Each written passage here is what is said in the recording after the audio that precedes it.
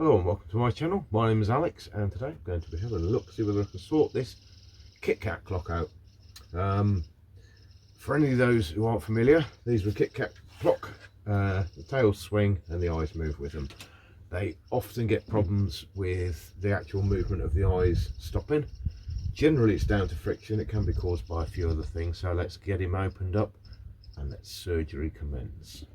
My wife had wanted one of these Kit Kat clocks for a long time, and Christmas before last I bought one for her as a surprise gift. She absolutely loved it.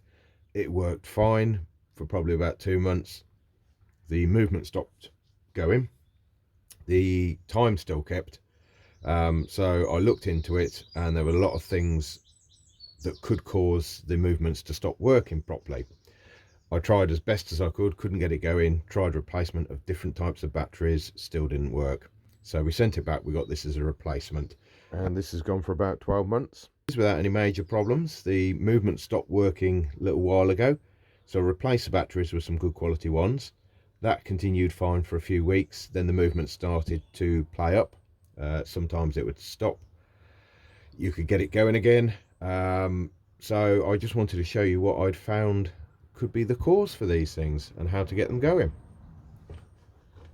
So first things first, remove the back, which is just a case of pushing that in, but if you've got one of these you'll know already. And this is a movement. Now it's that, I believe, is the electromagnet, and that causes things to move. So as you can see, this is connected all the way up to the eyes. Now what is a common problem, as you can actually see there, I hope you can see, there we go, that's a bit better. I don't know how clear that is, I'll try and get it, but there's markings on there, and that's a sign of rubbing, and often when you get the rubbing there it causes friction. So the best way to try this to see what is the cause of it, whether it's the eyes, whether it's another part of the movement, is simply to disconnect these one at a time, and these just come out like so. So the next thing to do is find a flat piece of table, reconnect the tail, and we'll see whether that works. So as you see, straight away we've got movement again.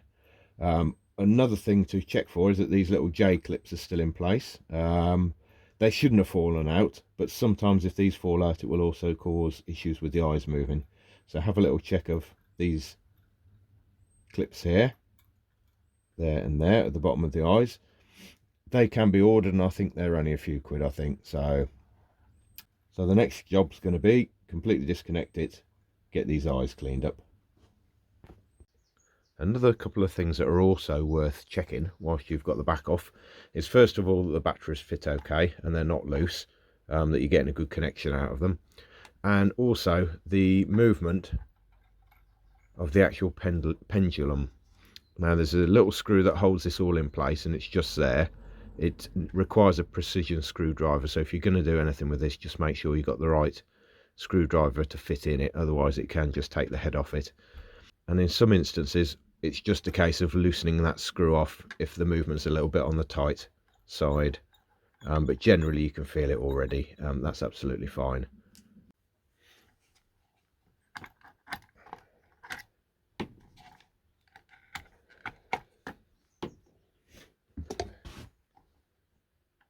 Now I'm going to remove the actual pendulum itself just so I can get to the eyes better.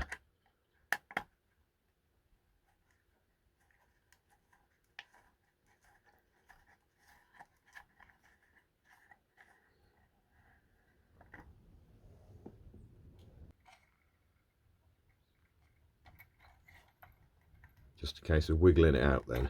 Be very careful. There we go.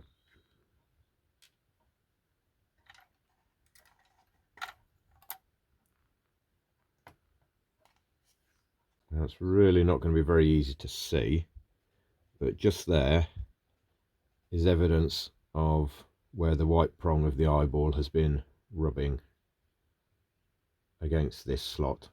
So we'll get that cleaned up and hopefully that will reduce any further friction. I've also just noticed another issue with it as well.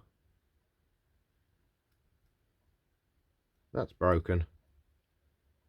And that wasn't me, for once. So I think we'll get some glue on that. I'm just using a bit of WD-40 on a clean rag. The reason I'm using this is because it's not abrasive.